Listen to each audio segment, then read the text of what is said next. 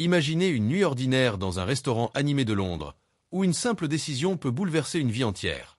Ce soir-là, Marian, une serveuse au grand cœur, va croiser le chemin d'un inconnu qui n'est autre qu'une légende du football. Une histoire vraie d'humanité, de générosité et de destin, où un petit geste de bonté ouvre les portes d'un avenir inimaginable. Accrochez-vous, car cette histoire va vous inspirer et vous rappeler que parfois, les plus belles opportunités naissent des moments les plus inattendus. Plongez avec nous dans cette aventure extraordinaire. Marian prit une profonde inspiration et serra fermement son tablier contre son corps. Le restaurant était plein, comme toujours. Il était presque 22 heures et il lui restait encore quelques heures avant de pouvoir enfin rentrer chez elle. Les lumières jaunes se reflétaient sur le sol poli et l'odeur de nourriture mélangée à celle du café remplissait la pièce. Elle était déjà habituée au rythme épuisant du travail.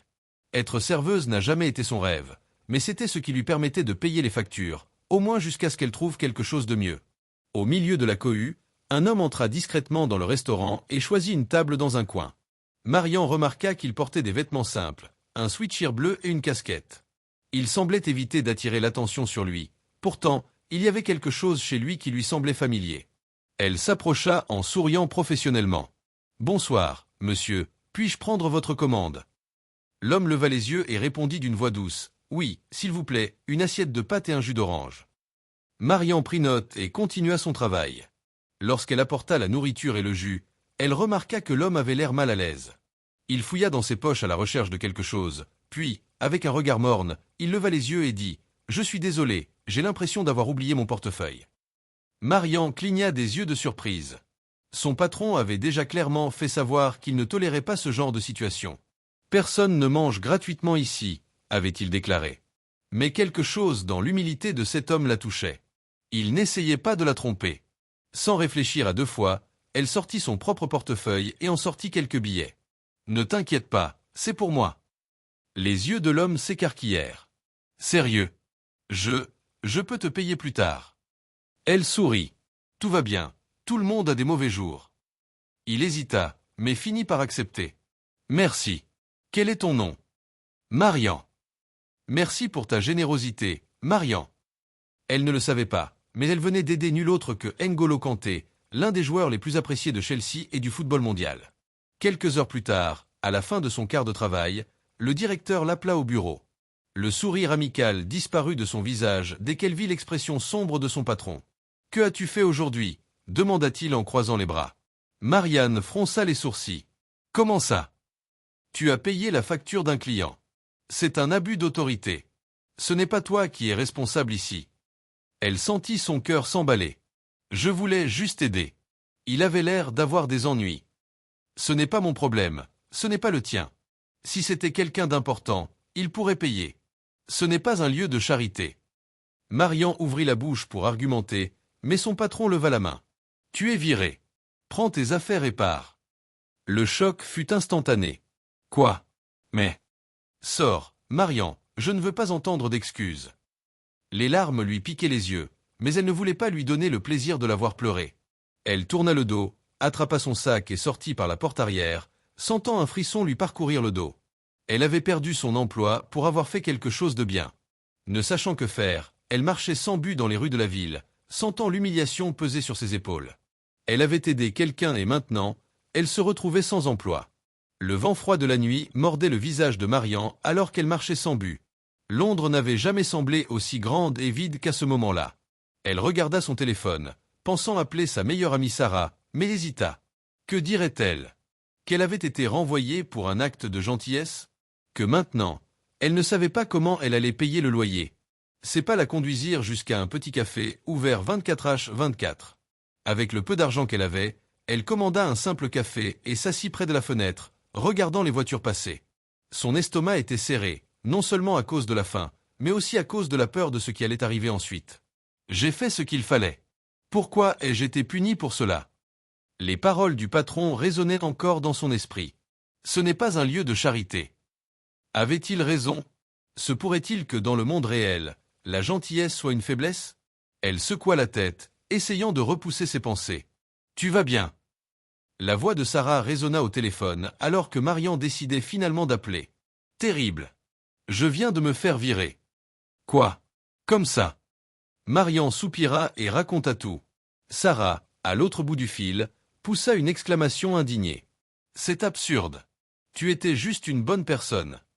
Mon patron ne le pensait pas. Et maintenant, je me retrouve sans travail et sans aucune idée de ce que je vais faire. Viens chez moi. Tu n'as pas à être seul. Marian hésita, mais finit par accepter. Elle prit le métro et se rendit chez son amie, où elle trouva un canapé chaud et une tasse de thé qui l'attendait. Sarah essaya de lui remonter le moral en lui disant que quelque chose de mieux allait se produire, mais Marian n'arrivait pas à y croire à ce moment-là. Le lendemain matin, elle se réveilla tôt et commença à chercher du travail. Elle envoya des CV à des restaurants, des cafés, des hôtels, partout où on pouvait embaucher rapidement. Mais les réponses ne venaient pas, et le loyer continuait d'approcher. L'après-midi tomba, et Marian décida de sortir pour se vider la tête. Elle marchait distraitement lorsqu'une voiture noire s'arrêta à côté d'elle. Elle fronça les sourcils, elle n'avait pas l'habitude qu'on l'approche comme ça. La fenêtre s'abaissa, et un homme en costume sombre lui sourit. « Marial !» Elle fit un pas en arrière. « Oui. Qui êtes-vous ?»« Je m'appelle Daniel. Je travaille avec Chelsea. » Le cœur de Marian fit un bond. « Chelsea. »« Oui. Nous avons été informés de ce qui s'est passé hier soir. » Elle resta silencieuse, ne sachant pas quoi dire. « N'Golo Kanté a demandé à vous rencontrer. Il veut vous remercier personnellement. » Marian cligna des yeux, abasourdi. « Quoi? Pourquoi ?» Daniel gloussa légèrement. « Parce que vous étiez l'une des rares personnes qui ont aidé sans rien demander en retour. Il veut vous parler. » Marian hésitait encore. Il y avait beaucoup à traiter, mais quelque chose en elle lui disait que cette rencontre pouvait tout changer. « D'accord, » répondit-elle finalement. Elle monta dans la voiture, sans imaginer que cette décision la conduirait au plus grand changement de sa vie. Marian sentit son cœur s'emballer tandis que la voiture traversait les rues élégantes de Londres. Tout semblait surréaliste. En moins de 24 heures, elle avait perdu son emploi et se rendait désormais à un rendez-vous avec N'Golo Kanté. C'était comme vivre dans un de ces films où la vie de quelqu'un change soudainement, sauf que cette fois, c'était réel. Le véhicule s'arrêta devant un hôtel luxueux. Daniel ouvrit la porte et sourit. « Il vous attend. » Marian descendit, toujours incertaine. Le hall de l'hôtel était impeccable, avec des lustres étincelants et un doux parfum de lavande dans l'air. Elle sentit ses mains moites, essaya de se convaincre que rien de grave n'allait se passer. En entrant dans le restaurant privé de l'hôtel, elle vit Kanté assis à une table près de la fenêtre. Il regardait dehors, calme, comme s'il n'était pas l'une des plus grandes stars du football mondial. Quand leurs regards se croisèrent, il sourit. « Marian, je suis content que tu sois venue. » Elle sentit une boule dans sa gorge. Tout cela semblait encore incroyable. « C'est un plaisir, mais je ne comprends pas pourquoi vous vouliez me voir. » Kanté montra la chaise devant lui. « Veuillez vous asseoir. » Elle obéit, l'estomac toujours noué par la nervosité. Kanté se pencha un peu en avant et dit « Tu savais qui j'étais cette nuit-là » Marian secoua la tête. « Non, j'ai juste vu quelqu'un qui avait besoin d'aide. » Il sourit, l'air satisfait de la réponse. C'est le genre de gentillesse dont le monde n'a pas davantage besoin. Tu m'as aidé sans savoir qui j'étais, sans rien attendre en retour. Et puis, tu as perdu ton travail à cause de ça. Marianne baissa les yeux. Je crois que j'ai fait le mauvais choix. Je pense que tu as fait le bon choix, dit-il fermement. Elle leva les yeux, confuse. Que veux-tu dire? Kanté échangea un regard avec Daniel, qui était resté silencieux jusque-là. L'homme en costume prit une enveloppe et la posa sur la table. Nous voulons vous offrir une opportunité, dit Daniel. Les yeux de Marian s'écarquillèrent. Opportunité. Kanté sourit. Vous avez déjà travaillé dans l'hôtellerie, avoir de l'expérience dans les relations avec les gens. Chelsea dispose d'un espace dédié pour accueillir les invités spéciaux, les joueurs, leurs familles et les personnes impliquées dans le club. Nous avons besoin de quelqu'un avec votre profil. Elle était sans voix. Tu veux me donner un travail. Je veux t'offrir une nouvelle chance, non pas parce que tu m'as aidé, mais parce que je vois du potentiel chez des gens comme toi. Marian sentit sa poitrine se serrer. Que se passait-il? Après avoir passé des heures à se sentir comme un échec, elle était désormais confrontée à une opportunité incroyable. Mais ensuite, l'insécurité frappa. Je ne sais pas si je suis assez bien pour ça. Je n'ai jamais travaillé dans ce genre d'environnement. Kanté sourit. Je ne savais même pas si j'étais assez bon pour jouer en Premier League, mais je devais essayer. Elle déglutit difficilement. Qu'en dis-tu? As envie d'essayer? Son cœur battait fort, mais pour la première fois depuis longtemps, elle sentit qu'elle avait un véritable choix devant elle.